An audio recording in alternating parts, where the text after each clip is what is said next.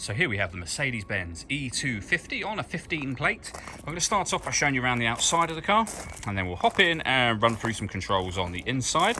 From the outside though, you can see it's a four-door car with alloy wheels. Let's start off inside the boot and then work our way around the rest of the car from there. As we approach the back of the car, you can see we have reversing sensors and plenty of boot space as well.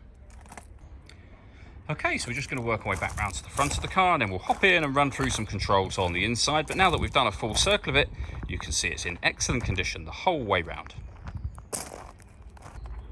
Just briefly before we climb in, I think it's well worth seeing the interior from this exterior point of view. You get full leather seats, as you can see. There's plenty to run through on the dashboard, so let's hop in and we'll do that now.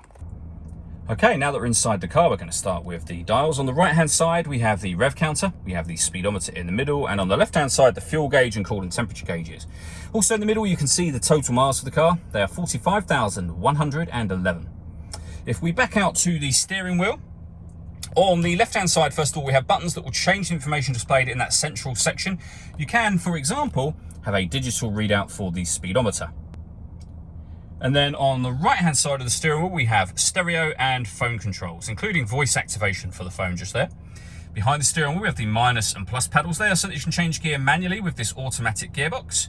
And then over in the center is where you'll pair your phone up in order that you can use it, and that is underneath the telephone heading just there. All the movement that I'm making on the screen is being done using this dial just here.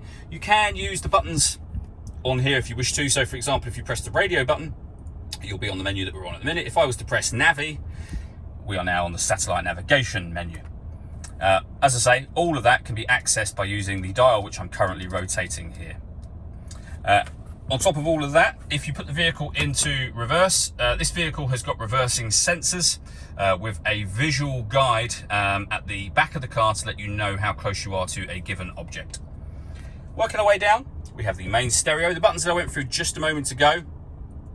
We then have telephone controls, the main volume for the stereo, your CD player just here as well. And then underneath that, we've got a heated driver's seat with 3 different heat settings. The same for the passenger.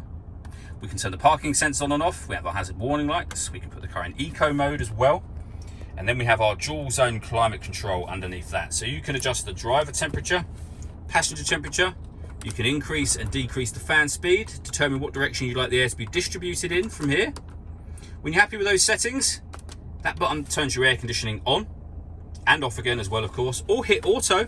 The car will now take control of the direction of the air and the fan speed to maintain those temperatures, which you can hear it doing now in the background.